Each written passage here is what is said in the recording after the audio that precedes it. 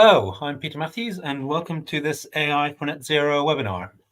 So this webinar series is designed to bring together experts, innovators, and enthusiasts from both the artificial intelligence and sustainability domains, with the overarching goal to accelerate progress towards net zero.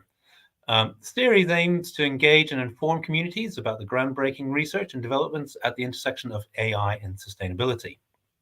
So this webinar series will delve into the diverse applications of artificial intelligence across various domains, crucial to achieving net zero objectives, including energy, transport, environment, agriculture, and food systems.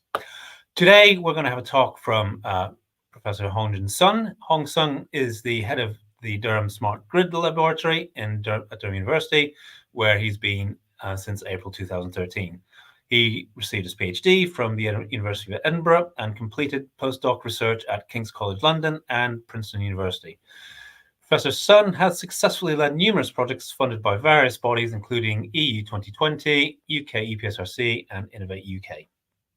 His research interests encompass smart grids, smart energy, demand-side management, virtual power plants, Internet of Things, and electric vehicle charging infrastructure. Professor Sun is also a fellow of the Durham Energy Institute and of the Higher Education Academy. So with that, welcome Hong, and over to you. Thank you so much, Peter. Okay, so it's my pleasure to present the research at Durham. So can you see my screen now? I make it maximum size I can see. Yep, you're good to go. Thank you. Great, thank you. So my presentation has a title of Overview for Durham University's Smart Energy Research. So that means basically it's not my own research, is our group effort in terms of research.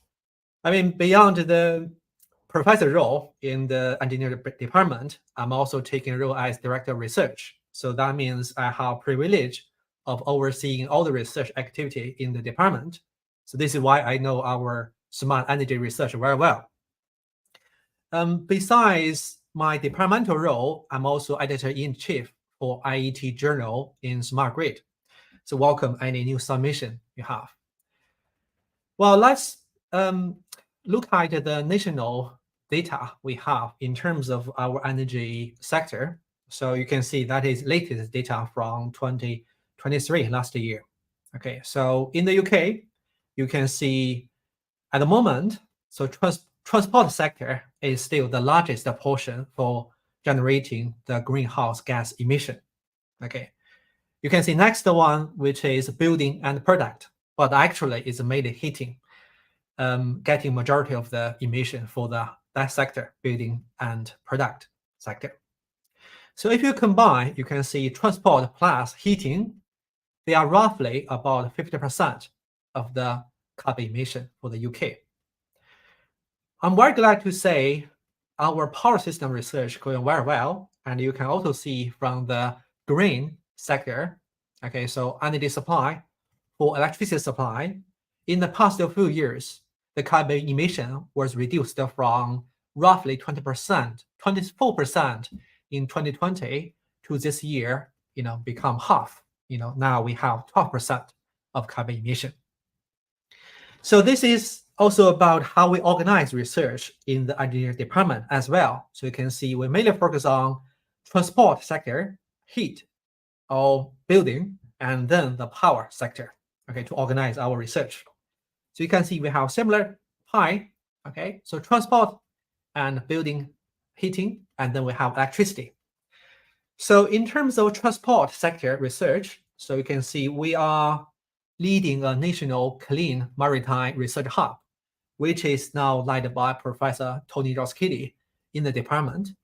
So we attract the funding for 7.4 million, and we also get a lot of match funding from industry partners. I remember we got like more than 70 industry partners in the consortium. So overall, we have roughly about 20 million as a whole consortium size in terms of funding. We are also a part of Transit Hub, which is now led by Harvard University, so and in collaboration with Glasgow University. So we are a part of the consortium. So this initiative is about 20 million funding from UKRI, but plus other industry support, overall roughly about 40 million grant size So you can see the research focus from the title is mainly focusing on the digital twinning for the decarbonized transport sector. We also leading a network for hydrogen fueled transportation system. We call that as network H2. So H2, of course, stands for the hydrogen. So ground size is roughly about 1 million. And we are part of Decarbon 8 as well, which is 1.3 million, led by Leeds University. So from N8, actually N8 stands for 8 university in northern area of England, so including Manchester, York, and Newcastle, Lancaster, and so on. Okay, so we are part of a consortium. In terms of building and heating sector, so we are having a few research as well. We are leading the zero carbon emission integrated cooling, heating, and power networks, ICHP networks. And we are a part of ubiquitous storage empowering response user project. And Durham is also leading GEMS. So GEMS stands for geothermal energy from mines and solar geothermal heat, which is 1.4 from UKRI funding. And we are a part of the consortium for the solid wall insulation innovation project, which is led by Durham County Council. Of course, I only list some of the examples we are doing here. We have more research projects than this. In terms of power, or we say electricity sector research, we are leading one consortium called as Virtual Power Plant with AI for resilience and decarbonization. So in abbreviation, we call that as VPP World. So we are treating VPP and improving, optimizing VPP. So VPP basically means virtual power plant in this case. This is a funding of 1.8 million. So in parallel with other AI for net zero projects, such as Idle Tree project. We are also currently leading one SATGAR project called, the full name called as Satellite-Aided Technology for Advancing Research Resilience, Guarding Energy Service, and Climate Hazard Risk and Disasters. This is funded by UKRI Cross Research Council Call, which recently announced the successful one. So we are among one of this. We are also leading EDI, okay, so Equality, Diversity, and Inclusion research and innovation networks for EDI issue in energy research community. And we are also leading net zero in enabling electrical engineering networks. So these are the research we are doing in terms of the most dominant carbon emission sectors. Of course, I mean, if you care about how we deepen the decarbonization for all these sectors, I think we can't avoid the keyword of AI digitalization as well.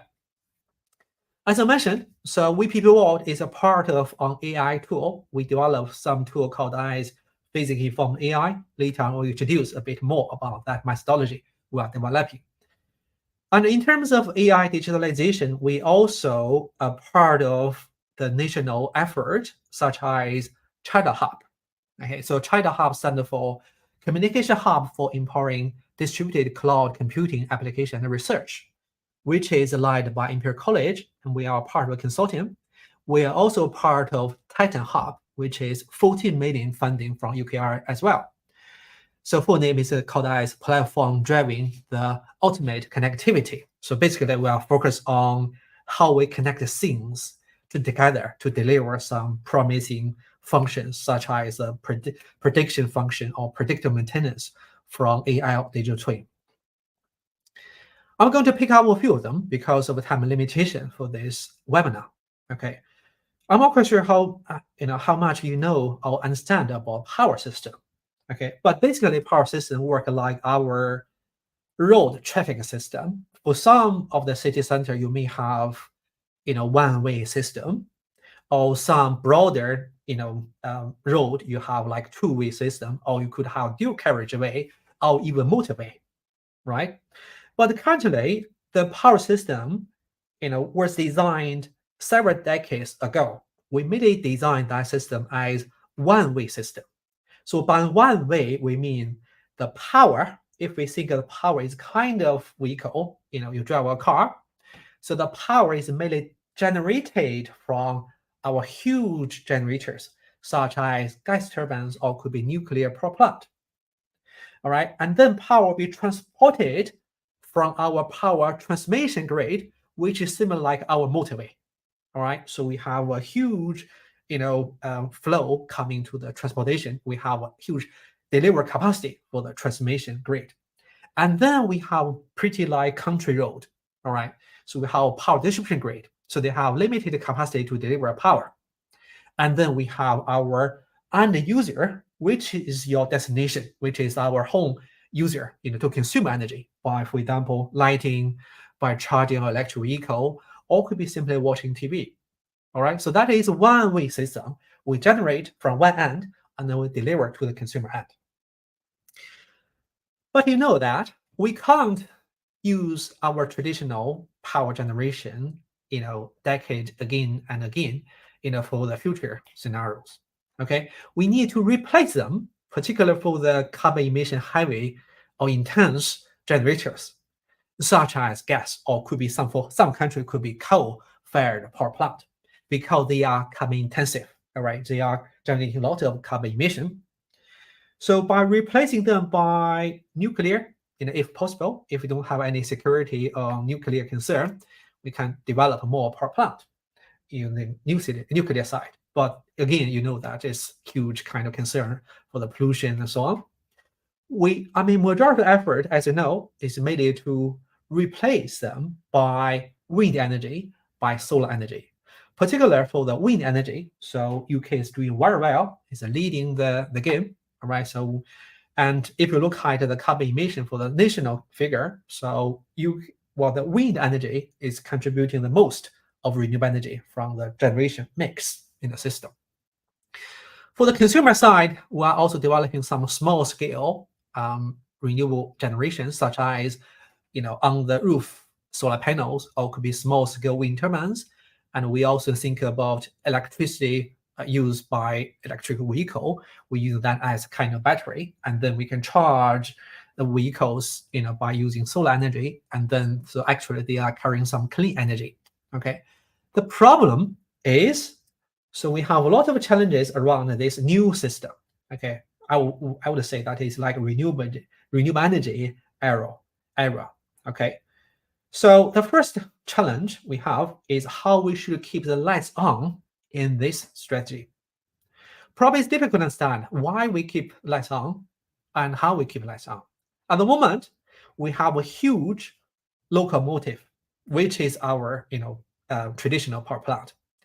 By replacing this traditional power plant, so actually we are replacing the locomotive for the train. Okay, so renewable energy, we can say, okay, so we're not using the gas turbine for the locomotive, but we can use like house. We have several houses. We can drive that train as well. Of course, the speed will be lower, it will be slow as well, but it's natural, right? So it's renewable. The problem is that, so for the train system, locomotive generating power and carry the load, which is the coaches there. So we have to run this train, in terms of power system, we have to run this train in the speed of 50 miles per hour. But of course, in power system, it's 50 hertz. Okay, that is the constant kind of target we want to achieve. Okay, to make sure we maintain the travel speed. Okay, so if if you take a train, you have too much power, that means you drive faster. Okay, if you have less power, that means you slow down. Okay, so power system operation the same. Okay, if you generate lots of energy from these power plants, okay, then the speed will be faster. So we have a higher frequency. Okay, if you have carry a lot of loads, that means the consumer consume a lot more energy, then you will slow down. Okay, but basically the power system was designed by thinking we have to strictly control the speed of the travel. We have to maintain 50 hertz. If we don't, that means we will decouple some coaches from the train, which basically means that we have power cut for the system. Particularly if we don't have sufficient driving power for the train system, then we have to lose some coaches. All right, we have to lose our area of consumers. Basically, that means, okay, which is not good. And secondly, as I mentioned, so transportation, or transport sector, or could be building and heating sector. We need to decarbonize them, right? We have to reduce the carbon emission from these sectors. A fundamental idea for this is we have to decarbonize them by electrifying them. We replace them by, for example, like heating system, we have to think about heat pump. For the transport, we replace diesel petrol cars by electric vehicle.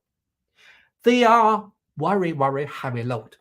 If you look at the percentage of the pie chart, okay, when you electrify transport and heat sector, we are likely to double or triple our electricity load at the moment. So basically that means we place the rocks, very, very heavy rocks on the train coaches. So as an effect, certainly you need a more powerful, more stable locomotive to drive that because the load will be heavy. But it's not that simple, right?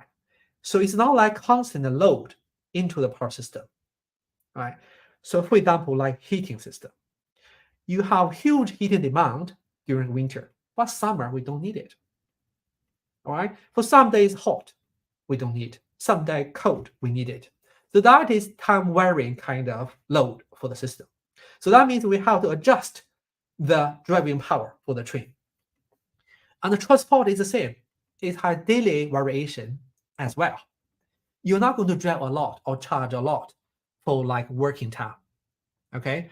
Or probably during lunchtime. But you may charge a lot when all the vehicles coming back to home, such as by 7 p.m. or 8 p.m. So suddenly you have huge load into the power system. So that generates a lot of risk, because if you have the same power supply, that means when you charge, the other people will lose their power supply. Okay, so that means a power cut for the others. But of course, you can charge. There is a fairness issue as well. So that leads to the third challenge. So how we make sure in the future, all the demand, they are equal. And the data you share, of course, to operate such a system, you have to use AI, you have gathered a lot of data, and then how we keep the consumer to be secure. Okay, so that is about the third challenge we are dealing with. So let me try to explain how we address these research challenges. So the first project, mainly focus on how we keep lights on. Okay, so VPP World project, so you can see the full information there. I'm not going to repeat, but we are working with a few partners. You can see including Siemens, National Grid, Equina, so they are the wind energy operators and some renewable energy operators as well. So the key focus for this research is that we are thinking every winter, all right, we have been hit by storm. You probably can read a lot of news regarding storm. Okay, so different names, each time different names. Okay, but usually as a consequence, we have power cut for some region. You may suffer a similar situation as me. So I had a power cut living in Durham some time ago when I was during the Christmas Eve. I remember I tried to cook, but then suddenly you have power cut, which is not good experience for normal consumers as well. So our research is mainly focused on, how we assess the risk from hazard to the power cut, which has limited understanding so far, because the hazard, previously we call that as extreme weather events. They are pretty rare, but recently, probably due to the global warming effect, you will see more often extreme weather events like storms. I would say probably become more often we have power cuts if we do nothing. Okay, but the effect in terms of how much energy we can generate and how much energy we should charge your electric vehicle, or could be battery, or could be how much energy you can generate solar energy from your roof during, could be, heat wave, or could be, storm weather. That we have very limited understanding about that. Okay, we also have very limited understanding about how the extreme weather events are going to destroy our infrastructure. Particularly, we focus on the power distribution system, because that is a network delivering the energy to the house. Okay, and that usually that is poorly designed as well, because we didn't consider the redundancy when we designed the power distribution network. So the main focus, for this research is we are thinking to link the extreme weather events to the power system operations, including its asset as well. And another challenge we suffered is that, so we have very limited data about our solar panels, about our electric vehicles, about battery we install. We have some registrations about how they connect with the network, but then we lost the contact in terms of how much energy they can generate, how much energy is already in the battery, and then they have capacity to discharge and feed it back the power into the network. Okay, so we have very limited understanding about that as well. So I would say usually the distributed renewable energy source, or we simply say DERs, we have very limited visibility and controllability as well. So this is why I define VPP project. We are hoping, if you look at the right-hand graph, we are hoping to develop preventive measures to make sure if our power network being hit by extreme weathers, they are well prepared. Okay, so they have reduced the chance of having power cut. So we can say that as preventive tool we are developing. But also, if we are very unlucky and being hit by extreme weather events, so usually we see the performance drop, such as at this point. Okay, so the power network performance, will drop for a while. So in that case, we are thinking how we should use VPP to emergently control the asset, such as could be discharging your electric vehicle to provide additional power supply to your region. Okay, then you have reduced number of consumers having power cut. Of course, we should use some forecasting as well in that case, because that means we should charge your electric vehicle earlier, and in order to prepare to discharge back in the grid when we are hit by the climate change event. And then, so next, how we restore the power supply faster. Okay, so currently it's mainly like a manual procedure. So if you have a region having power cut, people tend to coordinate their engineers or technicians to repair the things. Okay, but what we hope is that by this project, we're developing some kind of tool to provide guidance or options for them to say, okay, this is option you can choose from, and what kind of impact if you apply these different options to the power grid. And we hopefully we can speed up the restoration process. So this is the overall schematic description for the project. So basically we are focused on power distribution grid, which is you can see from left-hand bottom figure. So we are focused on low voltage network where we connect with renewable energy and household and electric vehicle or could be battery. Okay, what we hope is that we are developing digital twins for all of these DRs, and then so we can operate all the DRs by using cloud infrastructure. So basically, the VPP operations they can access all the data from the physical asset and to see how much energy they can deliver in next hour or could be next day, and then they can optimize the discharge or charge or could be dispatch of energy to make sure we can maintain the power supply in the future. Okay, of course, in this procedure, so you can see that we need to collect data, we need to process data, and we need to provide insight about how we should optimize the system performance. So in this case, we are using AI, and particularly, we know that so any AI tool will rely on high quality and massive data. Okay, but as I said earlier, so our particular challenge for this project is that we have limited understanding about extreme weather events and how they have impact on the power grid. We also have limited data from DRs. So that means we have to do something different for our AI tool. Rather than relying on massive high quality data, so our main focus is how we should combine our physical understanding about DRs into the training of AI model. And then we can speed up the training process. reduce dependency on the high quality data.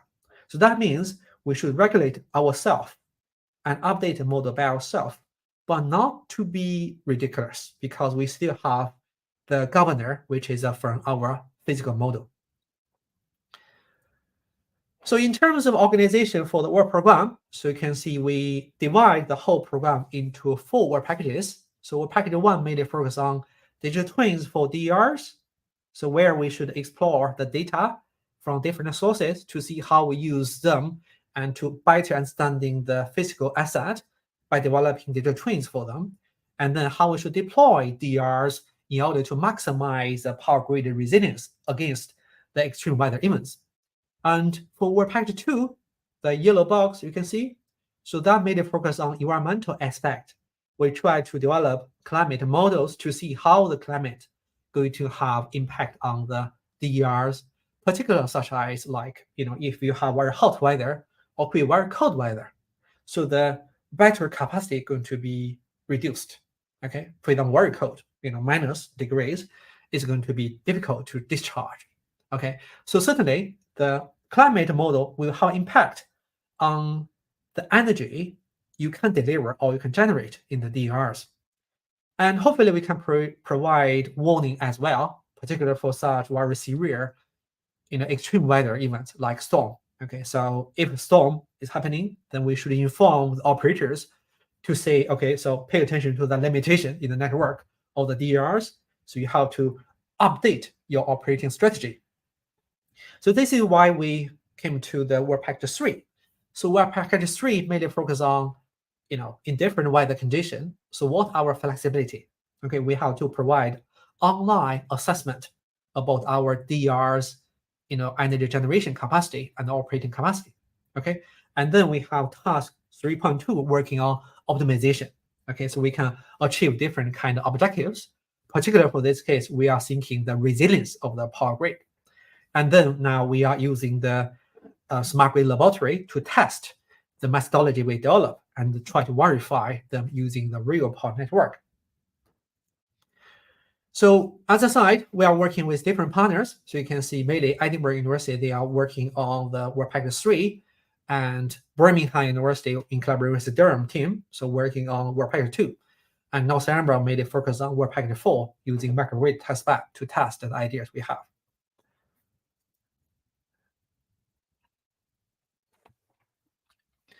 So far, we achieve some research outcome. You can see from this graph, so we are modeling the power distribution network, and we control them by virtual power plant controller, or we say operators. So we submit the paper already, so you can see the paper online in arXiv. So the main contribution for this research is that we are developing multi-objective approach to solve the problem, because we think in the real system, it's not going to be a single objective. We can't simply say we reduce the cost for operation, okay? But we should care about our consumers as well. For example, if you are the electric vehicle user, certainly you don't want other people to use your battery, to repeatedly charge or discharge, because that means you have reduced lifetime for your battery. You have to replace your battery in the future. That can reduce your car price as well if you want to resell that.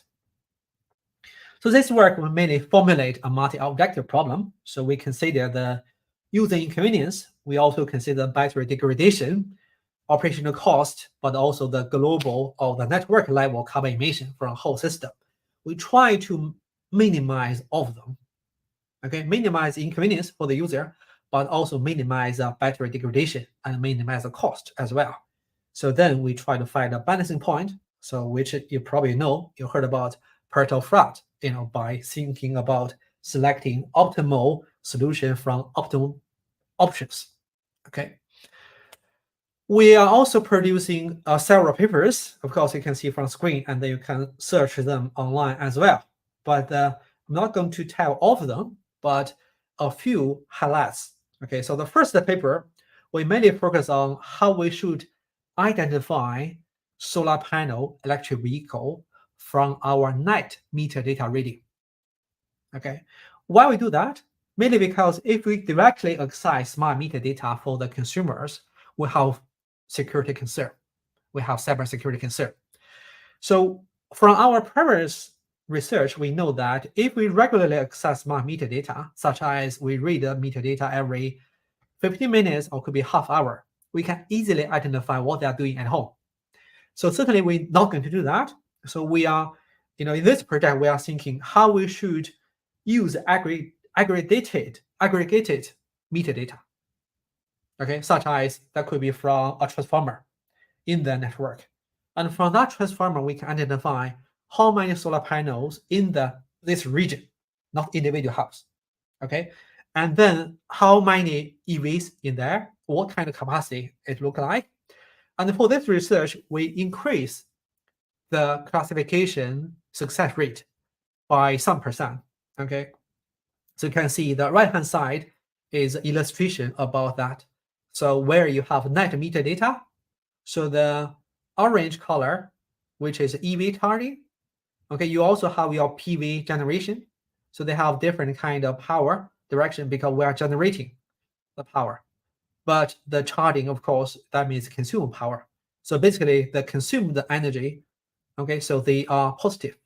But the energy you generate, they are negative, which means you generate surplus energy. You try to use that. Okay, so by using the long short-term memory, we increase the classification success rate. And also with another research, so we develop CNN, so convolution neural network, in combination with bidirectional long short-term memory, so we can improve the forecasting accuracy. So you can see from right-hand figure, so mainly it's a combination of the both algorithm we have run. So welcome any kind of discussion regarding these papers. You probably will see them very soon because they are accepted. So usually we have to present the paper first in the conference, and then they will appear in the proceeding. All right, so probably I have to speed up a little bit because of time limitation. So we also are part of the user project. So user project, we focus on how we aggregate the heat demand by providing ancillary service. So where we trialed AI-based approach. So this is the story I told you earlier, how we should maintain the frequency for the whole system. Okay.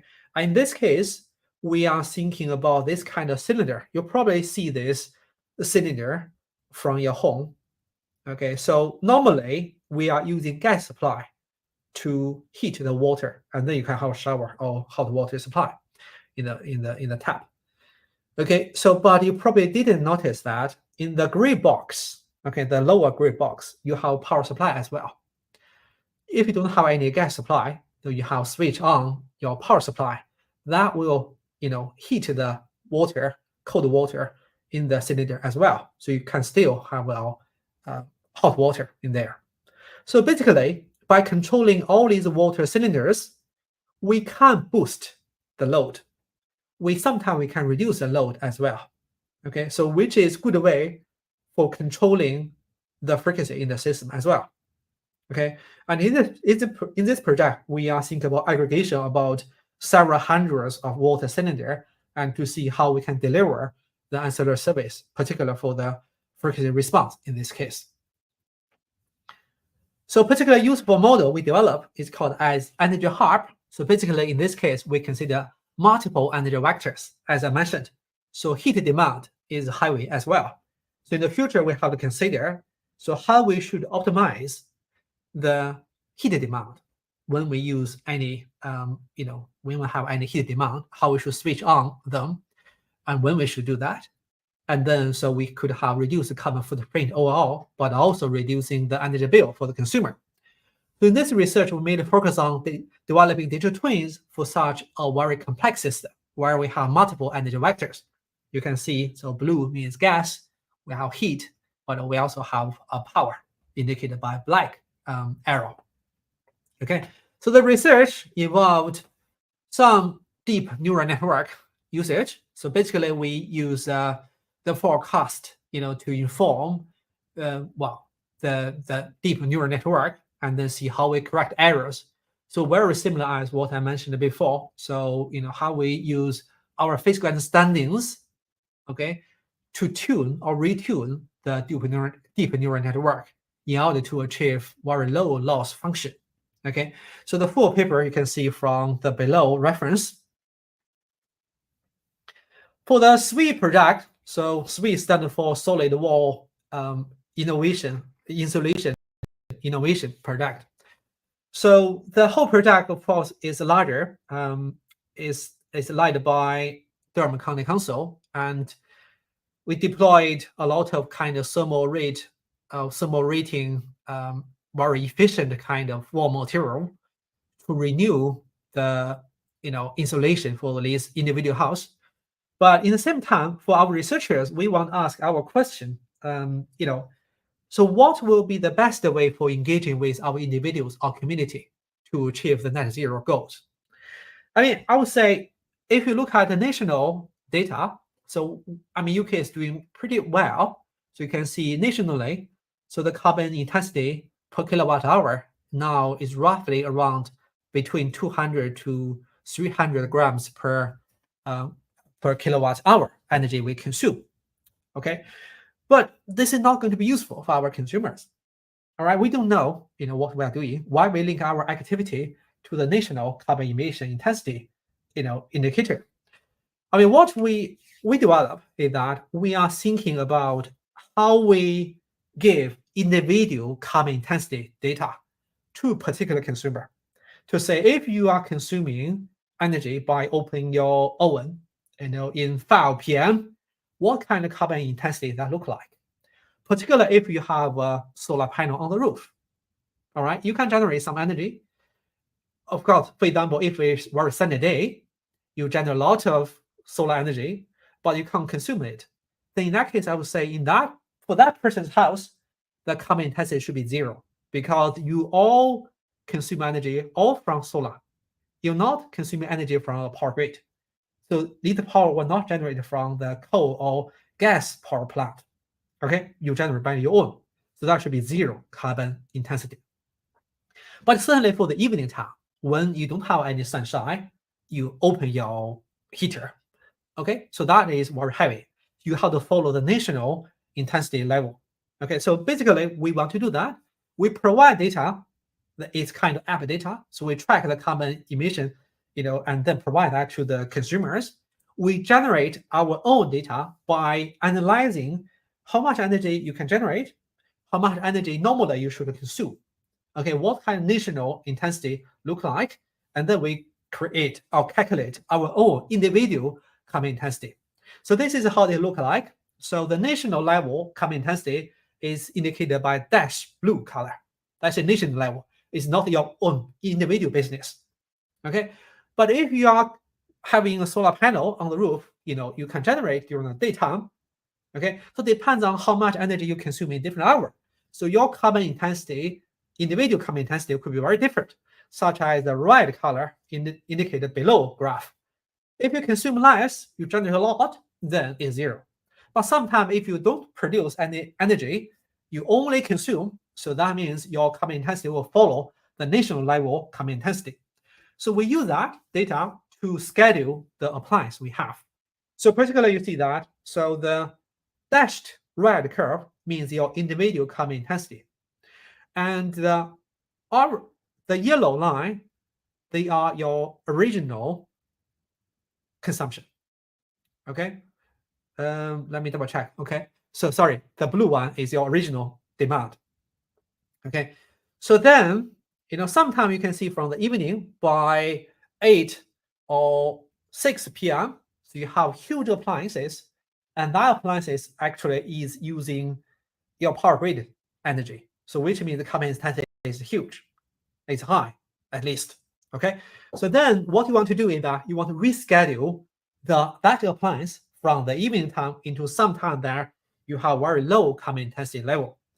That's a very interesting idea. So we published the paper on that. So as a result, you can see, so if you are thinking about you have home automation only, where you can schedule smart appliances, so we have limited achievement in terms of reduction, carbon reduction.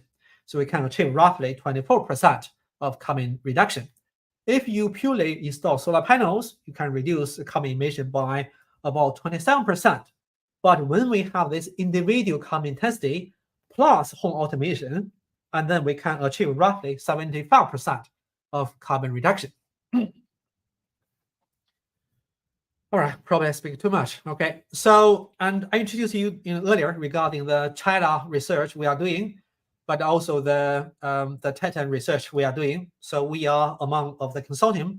Particularly, we are focused on the China project. So you can see Durham University is leading sustainable system. So basically, for this research, we mainly focus on ICT system. All right. I mean, what I mentioned before is that for all the energy sectors, including transport, heat, and electricity, we try to digitalize them. We try to use AI to help them to optimize their operation. And then we have reduced the carbon footprint. But this leads to another question. How much energy or carbon emission you have consumed when you do the AI? Okay, you probably know that AI training is very power hungry. Okay, and so far, as I probably know, so roughly 1% of electricity consumption was by data center. That is projected to be next 5 years time to be 4% if we, doing a lot of AI or machine learning training using the data center. So I mean, for the China research, we must maybe think about, all right, so how you collect data, what device you collect data, what that footprint look like in terms of carbon emission, and then where you store that data, and how you should do the training for the data. So this is why green machine learning is our focus as well, and how we should distribute the data center in different places, particularly if we can synchronize availability of renewable energy with machine learning training. So in that case, we have overall reduced carbon footprint from the ICT system. So we are mainly focused on the demo at the moment. So you can see from the graph, we are using RTDS to simulate the power system, and we are also using the software-defined radio to simulate the communication system, and where we should deploy the sensors, meters, and how we should send the data, share data, how we should do the machine learning, and so on. Thank you. I probably speak too long. Thank you. Okay, great. Thanks for that, Hong. So I have one started before anybody else comes in with a question. This goes back to sort of the earlier stuff you were mentioning in terms of the infrastructure. So I know a lot of the work you've been doing up until now has all been looking at using the infrastructure as is. The challenge, a potential challenge, could be related to the one direction, the one-way street that you talked about, and that as we use and generate electricity in different ways and start generating it locally rather than centrally, what challenges are going to come along with the infrastructure, and how can AI help overcome those challenges? Yeah, very good question, Peter. So, I mean, as a side, the electrical network were defined or designed many, many decades ago. So it's pretty old. So we're going to retire them very soon and upgrade with new facility. Probably will be higher capacity for everything as well. So that will bring question for the operators, how they should extend their lifetime, how they maximize their usage. Okay. And if they are enhancing their network, enforcing their network, then where and when? So, I mean, that is in terms of infrastructure.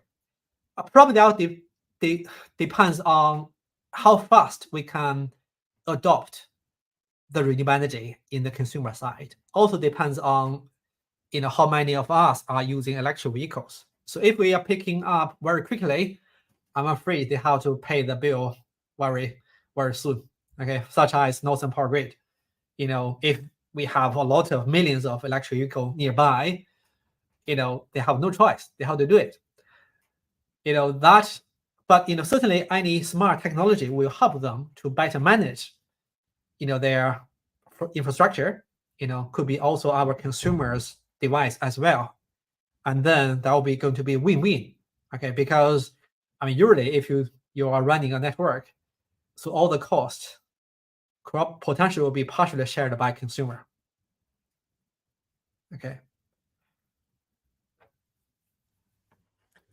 I will step in and I have a question. So thank you, Hong, for the very interesting talk. I really enjoyed the extensive overview of the activities, and I will ask a question about that later. But I have a question about the stability of the network and what, like, there will be a lot of changes. The rate of the changes are unknown. There will be lots of policies and incentives to shape the demand by playing with the pricing, with time and with weather conditions. And how do we know that this dynamical system doesn't have run out scenarios or unintended kind of attractors in it? And like, how do we stress test scenarios before they happen? I mean, typically we have to run bit case study to show them, what likelihood is going to happen and what the consequence is going to be. But probably know that. So, I mean, the commercial organizations or could be simply operators, they have their own businesses. So sometimes, deliver our knowledge or research outcome to them is quite hard. I would say probably by next some years later, they will learn the lesson.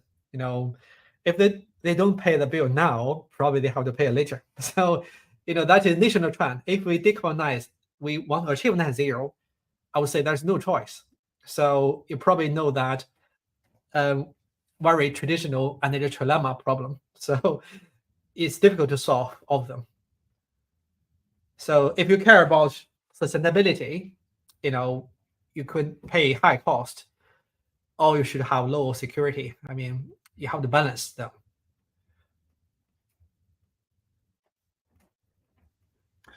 Fair enough. So I've got another quick question. You talked a little bit about consumers and how they sort of choose what they do. Some of the demand management is based on hoping that consumers will follow the signals that you send. So the question is, have you thought, or do you have maybe plans in the future to try and gamify the energy demand system, effectively bring in social factors, human factors, possibly non-STEM subject researchers into this work? Yes, Peter. Well, very good one. So I remember, so in Northern Power Grid, they are doing some project like that. So basically, you can control your load and, by getting some credits and so on, which is a good way because traditionally we didn't consider too much social factor. But as a side, demand, we call that a demand, but mainly is consumer. So how we encourage people rather than penalize them of doing something, So yes, you're right. So and also there are some like generation gap as well. So it depends on which age you are. So maybe young people that like more gaming kind of things. If you can embed some game in Xbox or PlayStation 5, I mean that could be some interesting game, you play together by that time. Yes, very good. Yeah. And along that line, do you, this is a question about your own opinion, would you prefer a system where the company or the power generation company takes control of your utilities and the rules of discharging and charging your like electric car, or do you prefer a decentralized way where consumers still can manage that? And the difficulties, I know that there's no Yeah. clear cut, but there is difficulties in coordination in that sense. Yes, so very nice comments. Yes, I think you're right. So always trusting somebody and very far away from you is quite hard. So I mean, if somebody can read your data, they can control, your electric vehicle charging. You don't know who is doing that. That's going to be a disaster for a system operator. Yes, I mean the motivation is good, but in terms of approach, is not that good. Because we have to win the trust to the consumer first. I mean, in this area of research, so people typically consider community approach. So by community, of course, they could be your neighbors, or could be leisure center nearby, a primary school nearby. So they could operate as trusted energy community. They could have some space deploying solar energy, batteries, and so on. They could become your central kind of manager of energy system. And if you have any concern, you can always approach to them to express your concern and to see how we should better engage. And also it depends on the region, depends on the behavior as well. So certainly, Northeast will be very different from London. So in terms of how people charge their vehicles, how they commute. So the demand will be different. And I think we need to define different approach for engaging with consumer. And that should be meeting the local needs. So we shouldn't have a very highly central system, but we should have distributed local engagement system.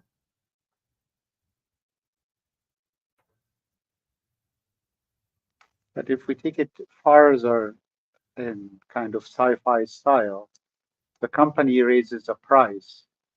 Collective people don't like that the price is increasing, and they have a coordinated system through whatever social media to charge and discharge in a cyclic behavior, which will affect the stability of the grids. So do we envision somehow protests in that way? Whether we support protests as a protest in itself, it's just the nature of the distribution is always somehow a distributed system could be more robust. But if it worked together in a coordinated way, I'm thinking of also adversarial attack on these distributed systems is another front where instabilities can come in. There is a research you are aware of which to study these kind of effects. Yeah, I mean, so I think your comments are very right. So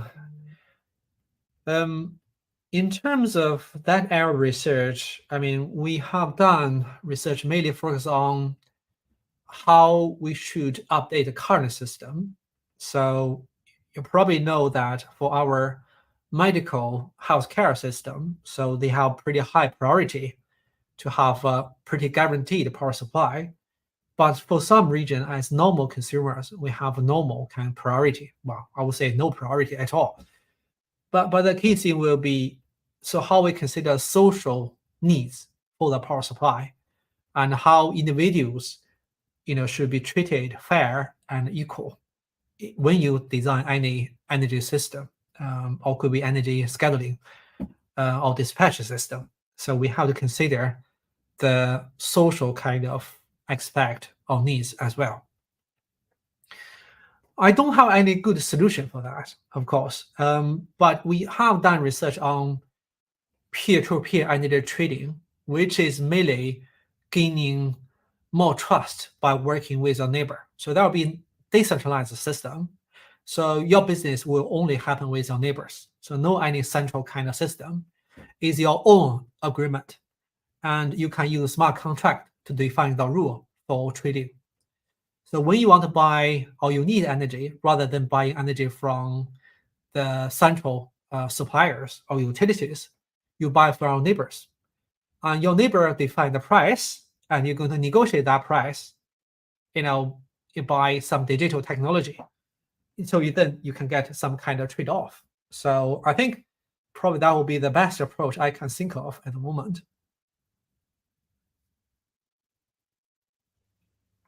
But of course, implementation will be another concern. So when you deliver or trade energy with your neighbors, who should be responsible for this?